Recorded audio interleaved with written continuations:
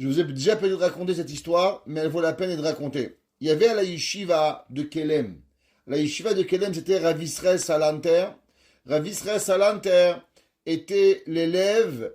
Rav Israël Salanter était au yeshiva et le Talmid s'appelait Rav Simcha Zissel.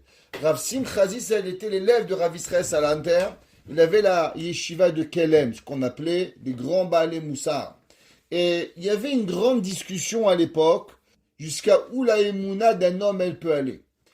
Rav Israël Salanter, il a donné la émouna, et Rav Simcha Zissel disait qu'un homme pouvait avoir la émouna et avoir rien besoin. Alors un jour, il y avait deux élèves de la yeshiva, ils ont décidé de faire cette expérience-là et de partir sans manger, sans boire, et que Akadosh Baruch Hu allait les nourrir.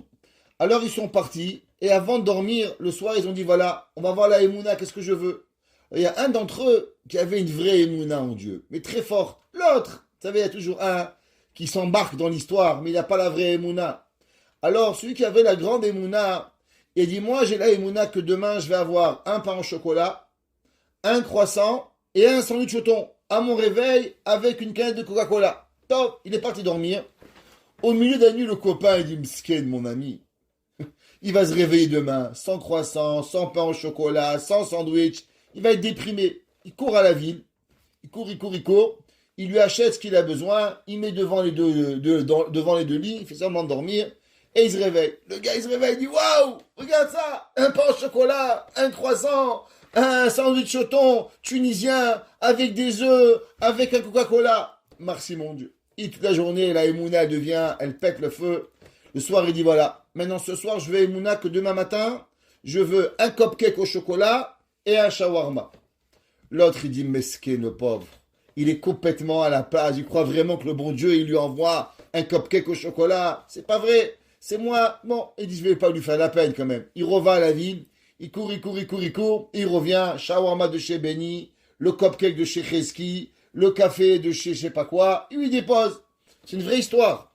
Et il arrive le matin, le deuxième. Il dit, ça y est, Maïmouna, elle est imbougeable. Maïmouna, elle est au top. Dieu m'a répondu.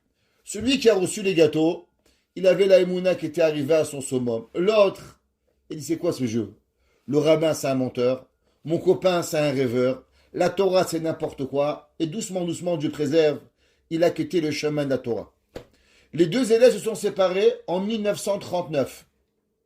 50 ans plus tard, les deux, ils arrivent à Jérusalem en même temps. Un est devenu un grand rave, et l'autre, il est un homme qui ne porte même plus de kippa, qui fait plus de Shabbat. Et il arrive au Kotel HaMaaravi. Un, il est entouré de milliers d'élèves, et celui, bien sûr, qui avait tout lâché, il arrive au Kotel, et il reconnaît son ami. Il le reconnaît, il le regarde, et à ce moment-là, il a un flash. Quel est le flash qu'il a? Il dit, regarde, mon ami, il a trouvé un pigeon. Ce pigeon, c'est moi. Je lui ai acheté un pain au chocolat. Je lui ai acheté un croissant. Je lui ai acheté un cheski. Je lui ai acheté un shawarma. Je lui ai tout acheté. Mais de la même façon que lui, à la fin, il n'a pas payé. Que ce soit moi ou un autre, il a reçu gratuit. Si moi, j'avais eu la émouna, alors moi aussi, j'aurais trouvé un pigeon. Akadosh Baruch Hu, il aurait envoyé un autre pigeon qui m'aurait donné aussi à moi.